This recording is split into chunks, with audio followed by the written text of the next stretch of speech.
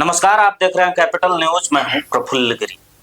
Capital news पर खबर दिखाया था कि पलामू जिले में स्वास्थ्य व्यवस्था किस तरीके से लचर हो चुका है। हमने ये दिखाया था कि पलामू डीसी का जो आदेश है उसका कैसे अवहेलना हो रहा है। हरिहरगंज से खबर आती है कि एक महिला जो दांत निकलवाने गई थी और दांत निकलवाने के क्रम में उसकी मौत हो गई। अब सोचिए कि ये कितना चौंकाने वाला मामला तब है जब पिछले महीनों में पलामू उपायुक्त के निर्देश पर एक टीम का गठन किया गया था, जिसमें सभी प्रखंड के, ये पूरे जिले में टीम बनाई गई थी। प्रखंड के प्रखंड विकास पदाधिकारी, अंचलाधिकारी और स्थानीय थाना प्रभारी शामिल थे। पूरे क्षेत्र में अभियान चलाया गया और अवैध क्लिनिक को सील किया गया। अब सील कैसे हुआ, वो सील खुला कैसे, ये तो बात की बात है। लेकिन अभी भी जब समीरा एस ने यह आदेश जारी किया था और उन्हीं का कार्यकाल है, वो जिले में अभी पदस्थापित हैं बतौर उपायुक्त, और अब भी जिले में अवैध रूप से न सिर्फ क्लिनिक का संचालन हो रहा है बल्कि लोगों की जान जा रही है। और इस पूरे मुद्दे पर आज पलामू के दो युवा चेहरे हमारे साथ हैं। मणिकांत सिंह जी, आपका स्वागत है, और आशीष भारद्वाज जी, युवा भी हैं, मुखर भी रहते हैं। और अब हम एक अभियान शुरू किए हैं पलामू के लोगों को जागरूक करने का, सही जानकारी देने का। जो भ्रम जाल फैलाया जा रहा है जिस तरीके से मीडिया के माध्यम से, और जिला प्रशासन का एक मीडिया सेल जो चल रहा है, डीपीआरओ असीम कुमार के द्वारा जानकारी दी जाती है, पूरे जिले की स्वास्थ्य व्यवस्था से लेकर तमाम मुद्दों पर हम बात करेंगे। लेकिन आज जब एक महिला की मौत हुई है तो हम इस पर बात करना चाहेंगे। मणिकांत जी, इसको कैसे देख रहे हैं आप, पूरे जिले की स्वास्थ्य व्यवस्था इस तरीके से, जब दांत निकलवाने में जो बेहद सामान्य समस्या है और इसमें लोगों को अपनी जान देनी पड़े, कहाँ देख रहे हैं व्यवस्था को? देखिए, व्यवस्था तो इस कदर चरमराई हुई है। मैं सिर्फ किसी एक सेक्टर की बात नहीं करूंगा। ये जिले में नया वर्ल्ड ऑर्डर दिख रहा है। यहाँ ना कुछ सही है ना कुछ गलत है। जो सत्ता शीर्ष पर बैठे हुए लोग हैं, जो ताकतवर, वो दो ही काम करते हैं। एक पैसा कमाते हैं और दूसरा उसको अच्छा दिखने के लिए एक पीआर टीम हायर करके रखते हैं। आजकल देखिए तो पैन इंडिया चल रहा है। ये मतलब माइको एकदम 10-12 को लगा के आईएएस आईपीएस सब झूठ सच का बकर बकर बकर बकर, हेलमेट खोलो रे, हेलमेट पहनाओ रे करते रहता है। अब जिला से तो आप एक उदाहरण लीजिए ना कि जिस दिन आपको जिले में महोदया की बैठक होती है और बोला जाता है, जब फेसबुक पेज पर पोस्ट किया जाता है कि आज से ओवरलोडिंग नहीं चलेगी, अवैध माइनिंग बर्दाश्त नहीं करेंगे, खनन पे चिंता जताते हैं, सर पे हाथ रख के चिंता जताया जाता है। उसी रात को आप इसका जिला का कोई भी खनन रूट पर हिडन कैमरा लेके चल जाइए तो देखिए कि कितना हद तक तसीली रहता है। गांव-गांव तक लगातार ट्रैक्टर चल रहा है, लगातार सोशल मीडिया में कितनी चीजें आती हैं, उस पर कोई कार्रवाई नहीं होती है। तो ये तो आम लोगों को दिख रहा है कि हो क्या रहा है। तो स्थिति चिंताजनक है।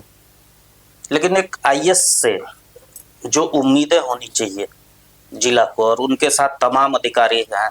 कल हमने बात किया था कि एक निजी अस्पताल जिसका एक संचालक होता है, वहां लोगों का भरोसा है, वहां गरीब से गरीब व्यक्ति भी वहां जाना चाहता है। और एक बड़ा अस्पताल जहां 100 करोड़ का बजट जिसे दिया गया है, बड़ी बिल्डिंगें हैं, बड़ी इमारतें बन रही हैं, सैकड़ों डॉक्टर की टीम है, एक बड़ा फौज है, और उसके बावजूद सिर्फ रेफर करने का एक माध्यम बना हुआ है। लोग जाना भी नहीं चाहते हैं। जितना आदमी पीआर टीम के लिए वीडियो बनाने में हायर करके रखे हुए हैं, वैसा ही आदमी अगर हायर करके देख रेख के लिए जिला प्रशासन के तरफ से रख दिया जाएगा तो आपको क्या लगता है व्यवस्था नहीं सुधरेगी? पहले भी था, एक सदर अस्पताल में दिखता था, लेकिन जो भी जाता है सब तो अपना सिस्टम में लग जाता है।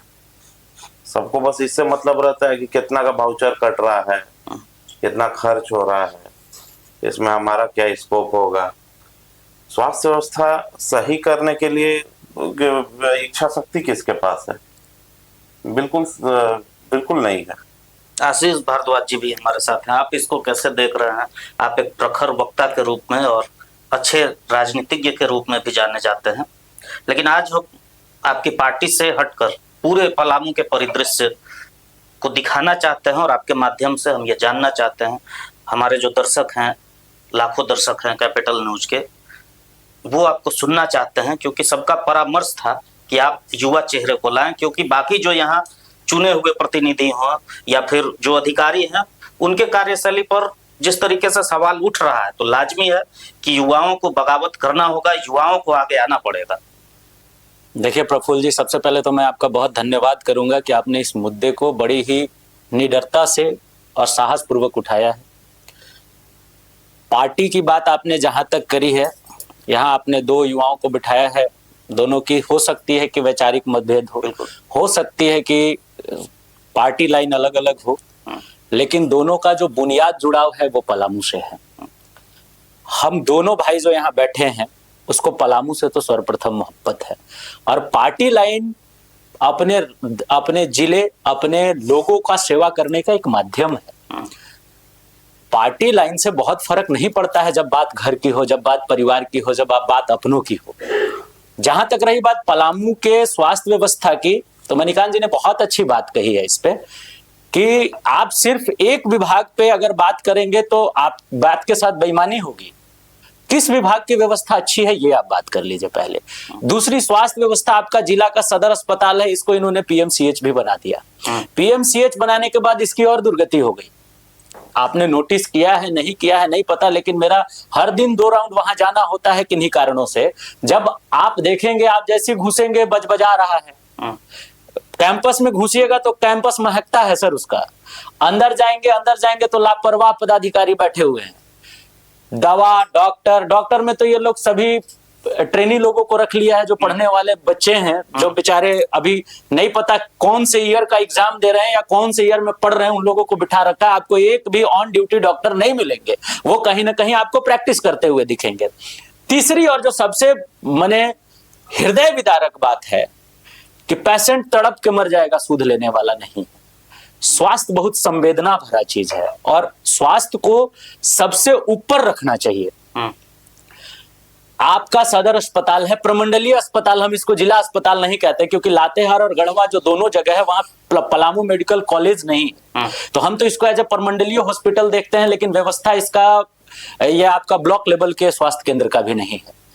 तीसरी बात जो आपने उठाई है कि उपायुक्त, एक जब आईएएस आईपीएस की पोस्टिंग होती है ना सर, तो लोगों की बड़ी अपेक्षा बढ़ जाती है उन लोगों से कि एक बड़ा पदाधिकारी आए हैं, पढ़ लिख के आए हैं, ये हमारा कार्य करेंगे।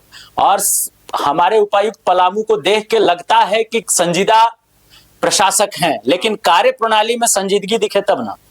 उन्होंने दिखाया। अभी क्या है, 1 मिनट में कंप्लीट कर लूं। अभी जब हमने देखा उनका वीडियो आप ही के चैनल के माध्यम से, अन्य माध्यम से, कि वो गई सदर अस्पताल और उन्होंने बात करी सदर अस्पताल पे, बड़ा अच्छा लगा कि कोई एक्टिव मोड में हमें पदाधिकारी दिखा। लेकिन आपकी कथनी और करनी में समान होना चाहिए।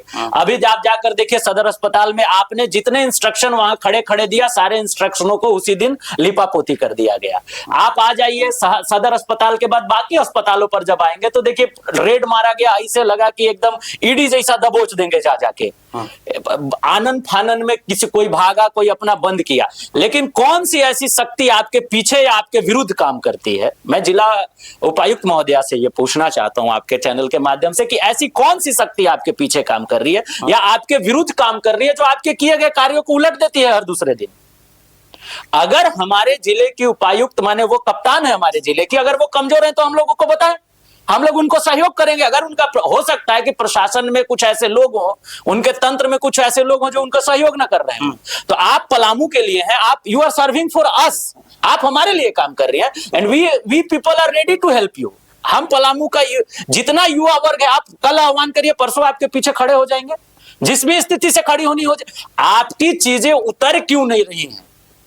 आप जो बात कह रहे हैं वो बात क्रियान्वित क्यों नहीं हो रहा है? आप कह रहे हैं कि डॉक्टर फलाना डॉक्टर काम करेगा, वो डॉक्टर कहीं और दिख रहा है। आप कह रहे हैं कि दवा लिख कर देना है, कि क्यों नहीं आप ये दवा दे रहे हैं, सामने दवा दुकान में दवा आप लेके आ जा रहे हैं और आपका दवा दुकान का स्थिति वैसे ही है। आप कहते हैं कि आपको तमाम जो सेटअप है उसको तंदुरुस्त रखना है, एक भी सेटअप आपका तंदुरुस्त नहीं दिखता है। आप माइनिंग का बैठक लेते हैं, बैठक में जो उनकी बॉडी लैंग्वेज थी, आप लोग ही के चैनल के माध्यम से हम लोगों ने देखा, उसमें लगा कि मैडम को बहुत चिंता है पलामू के खनिज के, मिनरल्स की, बालू की, वगैरह वगैरह। उनके बॉडी लैंग्वेज से भी लगा कि शायद वो कुछ बदलना चाहती हैं, लेकिन बदला क्या? कुछ बदला? कुछ नहीं। हमें तो कुछ नहीं बदलते दिखता है। कल भी ट्रैक्टर से बालू हम 2000-3000 रुपए ले रहे थे, आज भी हमको मिल जा रहा है। कल भी हम 20,000 रुपए हाईवा बालू लेते थे, आज भी हमको मिल जा रहा है। तो जब चोरी बराबर हो रही है, जब स्वास्थ्य व्यवस्था में कोई सुधार नहीं है, किसी भी व्यवस्था में मूलचूल परिवर्तन नहीं दिख रहा है, ऐसी स्थिति में हम लोग क्या कहें कि आपका कैसा काम करें? एक और मुद्दा जो स्वास्थ्य से जुड़ा हुआ है, एक महिला दांत निकलवाने में और उनकी मौत हो जाती है। बड़ी लापरवाही है। क्लिनिक छोड़कर जो डॉक्टर है वो फरार है। डॉक्टर अशरफ अली नाम है उनका, हरिहरगंज के रहने वाले हैं। अब जरा सोचिए, एक छोटी बीमारी दांत निकालना बड़ा ही बेहद आम है। हालांकि इस पूरे खबर पर हमने यहाँ डॉक्टर विनीत से बात की और अन्य जो डेंटल डॉक्टर हैं उनसे बात की कि आखिर कौन सी परिस्थिति ऐसी होती है। जागरूकता के लिहाज से लोगों को ये जानना भी चाहिए। तो उन्होंने बताया कि या तो बीपी बढ़ा हुआ हो और उस वक्त दांत अगर निकाला जाए तो मृत्यु हो सकती है, या फिर ब्लीड को रोका नहीं जा सके किसी भी कारण से तो मौत हो सकती है। और इन दोनों केस में अगर कोई झोला छाप हो तो ही ये गलती हो सकती है, और ये गलती हुई है, एक जान जा चुकी है। देखिए प्रफुल्ल जी, जो ड्राइव पिछले कुछ सप्ताह पहले जिला प्रशासन ने चलाया था कि झोला छाप डॉक्टरों को नहीं रहने देंगे, उस ड्राइव का क्या हुआ? फिर तो वही बात हो गई ना कि आपके किए कार्यों पे ये तमाचा है। हाँ। अगर उपायुक्त पलामू के अध्यक्षता में ये निर्णय लिया गया कि हमारे जिले में कोई भी झोला छाप डॉक्टर काम नहीं करेंगे, तो फिर हरिहरगंज में ये क्लिनिक कैसे चलते रह गई? और आम दिनों आप लोगों के माध्यम से हम लोगों को ये खबर मिलती है कि डिलीवरी के दौरान किसी महिला की मौत हो गई। किसी सामान्य इलाज के लिए कोई महिला पांकी, लेस्लीगंज, पाटन, पड़वा सुदूरवर्ती के उपकेंद्रों में, स्वास्थ्य उपकेंद्रों में जाती है। स्वास्थ्य उपकेंद्र में आपकी व्यवस्था नहीं है तो उसको लाजमी किसी न किसी प्राइवेट हॉस्पिटल की तरफ मूव करना पड़ता है, क्योंकि आपके व्यवस्था है नहीं और आपके व्यवस्थाओं पे लोगों को विश्वास नहीं है, क्योंकि आपने अपनी विश्वसनीयता खो दी है। सबसे पहला काम तो यह करना चाहिए स्वास्थ्य विभाग को कि अपनी विश्वसनीयता स्थापित करे, जो कि संभव ही नहीं दिख रहा है आने वाले समयों में। मेरा कहना यह है कि साधारण अगर दांत निकलवाने हम जा रहे हो, जो कि एक सामान्य बात है, अगर इससे किसी की मृत्यु हो जाती है तो लोगों में पलामू में कैसा अविश्वास बनेगा।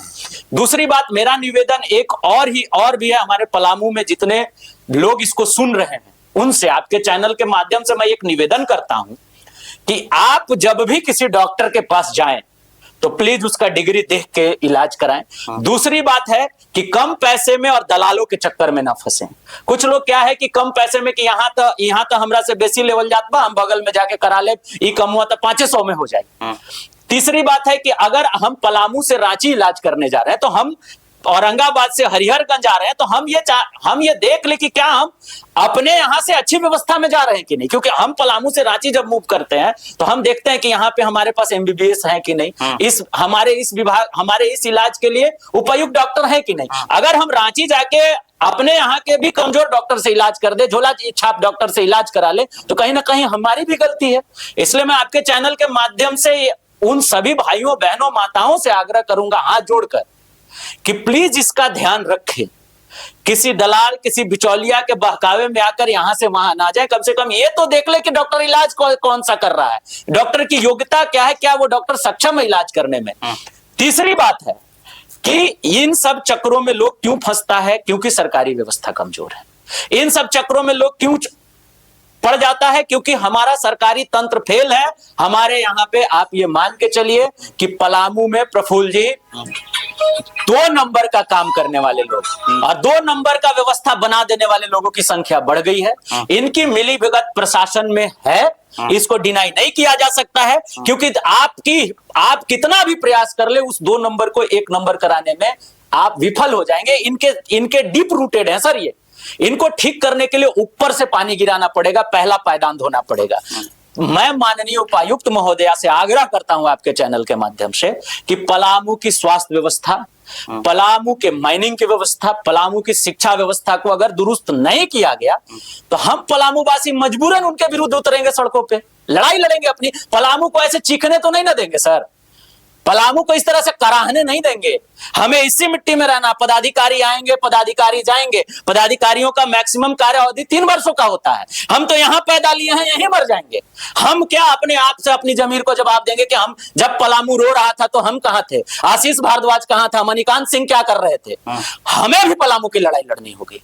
और मैं प्रशासन में बैठे एक एक लोगों को आपके चैनल के माध्यम से सचेत कर दे रहा हूं कि या तो आप अपने कार्य को अच्छे ढंग से करिए, अयोग्य हैं तो पदस्थापना ले लीजिए, और इससे भी ज्यादा नहीं तो नौकरी छोड़ के बैठ जाइए, क्योंकि हम लोग अब चढ़ेंगे आपकी व्यवस्थाओं में, हम लोग घुसेंगे। आपने जो कार्य किया वो पलामू देख रहा है। बिल्कुल, अभी लड़ाई लड़ेंगे सर, याद भी रखेगा। अरे एकदम याद रखेगा, नहीं लड़ेंगे। बिल्कुल सही बात है, कालिक पोतने का काम हम लोगों को करना ही है। लेकिन दुर्भाग्य की क्या बात है ना कि जो लोग यहाँ अपने आप को नेता बोलते हैं, उसमें से ज्यादातर लोग उन्हीं भ्रष्ट अधिकारियों के पीछे sir sir sir sir, madam madam madam, ये वाला जो काम करते हैं। यहाँ पर इसमें कितनी घटनाएं हो चुके हैं। आप देखिए, यहीं पर एक सीओ था, क्या नाम था, अमरदीप ना क्या नाम था, ये आशुतोष तिवारी को जो जेल भेजवाया था फॉल्स केस में। अगर आप किसी भी सड़क पर किसी बुजुर्ग से जो ब्लॉक में अपना कोई भी कागज पत्तर बनवाने पूछ लीजिएगा कि सीओ का क्या रवैया रहा, तो खुल के आपको पूरा शहर बता देगा कि आदमी का रवैया क्या। पूरे पलामू के सीओ का रवैया, पूरे पलामू के सीओ का रवैया यही है। ये झूठ सच का जांच जिला से होता है कि हाँ उनका जांच करेंगे, उसके बाद कार्रवाई होगी। क्या हुआ भैया जांच का? बचा कौन रहा है? तो कौन कौन किसका किसका शेयर होल्डर है, पब्लिक को आसानी से, पब्लिक को सब पता है, हम सबों को पता है। लेकिन तो जिन लोगों खामोश हैं, इसी का फायदा तो उठा रहे हैं। बिल्कुल, अधिकारी हमारे जैसे लोग खामोश भी नहीं रहते हैं, बोलते हैं। लेकिन कुछ लोगों ने जो बरगला रखा है, इन्हीं अधिकारियों से कोई बहनोई का रिश्ता जोड़ लेंगे, यहाँ के लोकल 2 कौड़ी के नेता लोग कोई दामाद का रिश्ता जोड़ लेंगे। वही लोग, हम आशीष भाई कालिक पोतने जाएंगे तो हम लोग के अगले बगल का लोग कहेगा कि अरे छोड़ा छोड़ा छोड़ा छोड़ा, अपन आदमी पड़े। ऐसा जो दलाल लोग यहाँ के लोगों के सर पे चढ़ के बैठा हुआ है, उन लोगों का भी दोष है। कुछ दिन में लग रहा है आशीष भाई कि वो अपना आदमी लोग को भी कालिक पोतना होगा।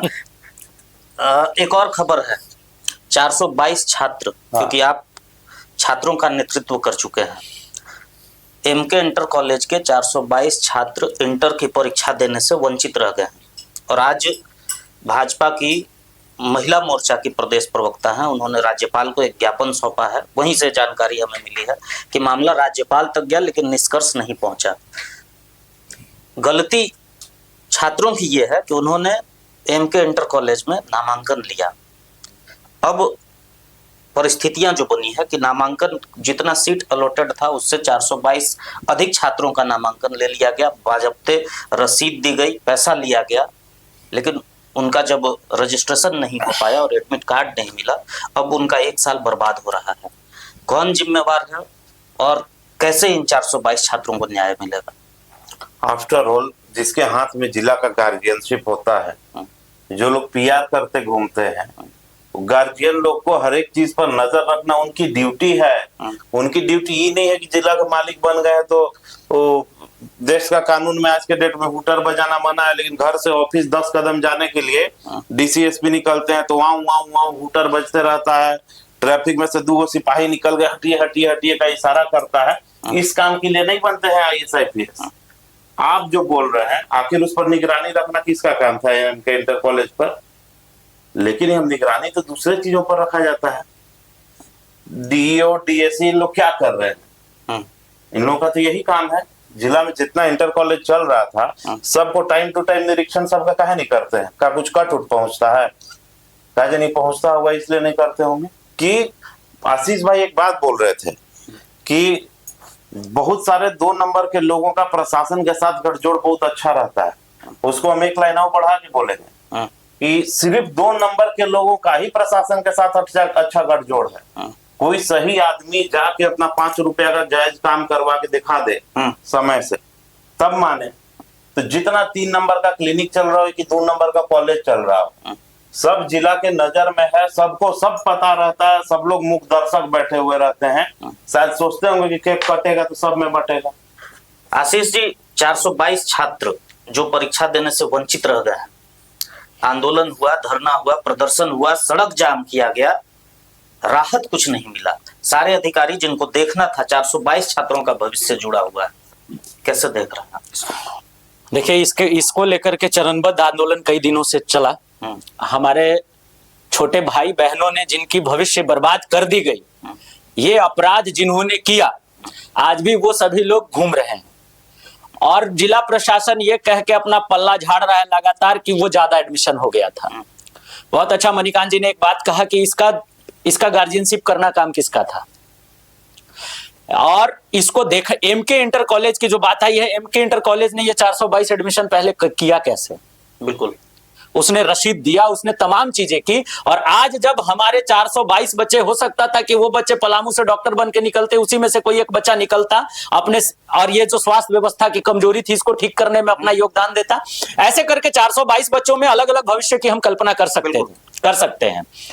ये 422 बच्चों का भविष्य जिसने खाया है उसने अपराध किया है, और ये अपराध सिर्फ एमके इंटर कॉलेज का नहीं है, ये अपराध एमके इंटर कॉलेज से शुरू होकर और जिला के शीर्ष में बैठे पदाधिकारियों तक की है, और इसको सुनिश्चित करना होगा, जिम्मेवारी लेने होगी, चाहे वो डीओ हो, डीएससी हो, डीसी हो। आप जब शपथ लेते हैं, आप जब किसी बड़े नौकरी में आते हैं, तो आप यह शपथ लेते हैं कि हमें जो कार्य कर्तव्य मिलेगा वो हम निर्वाह करेंगे। You are appointed as a service holder.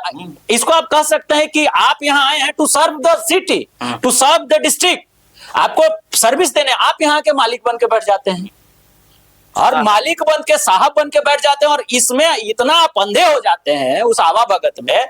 लोग आपके पीछे, चूंकि आप साहब हैं, चूंकि आप अपने आप को मालिक प्रिटेंड करते हैं, तो लोग आपके पीछे अर्दली की तरह दौड़ते हैं। इस अर्दली की तरह दौड़ने में चूंकि आप हाथी के शक्ति में हैं, आपको हर विभाग का अधिकार है, तो हर विभाग के लोग आपके पीछे पीछे कूद रहे हैं। उसमें एक एमके इंटर कॉलेज भी है।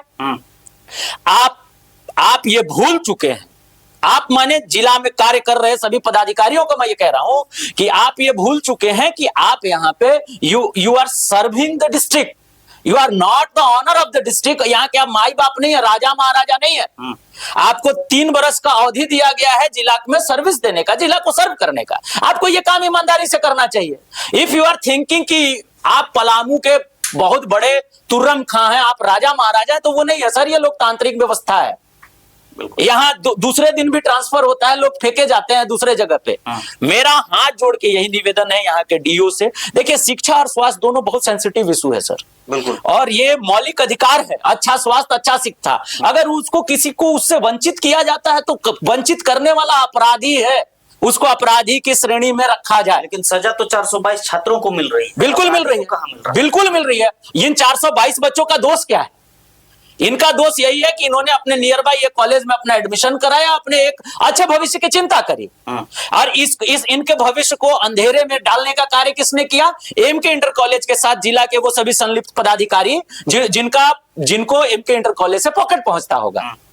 ऐसे पदाधिकारियों के पीछे आप लगिए।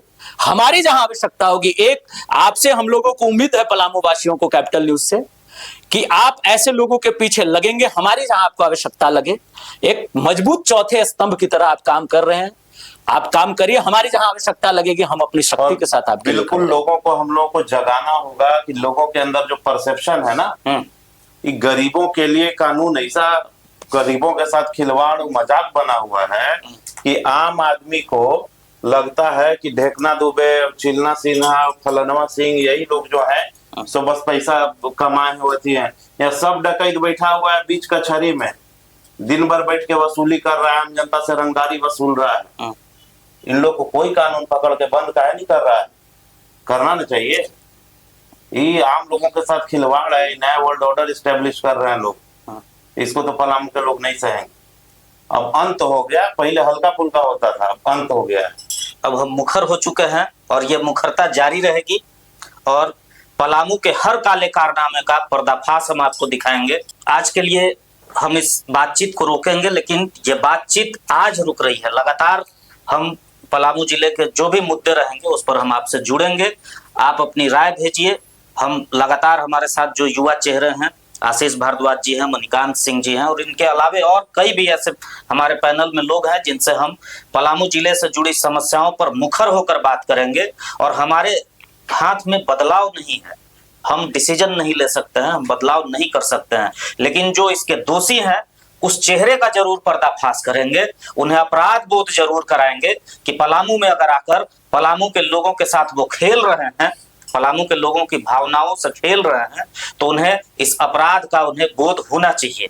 आप देखते रहिए कैपिटल न्यूज।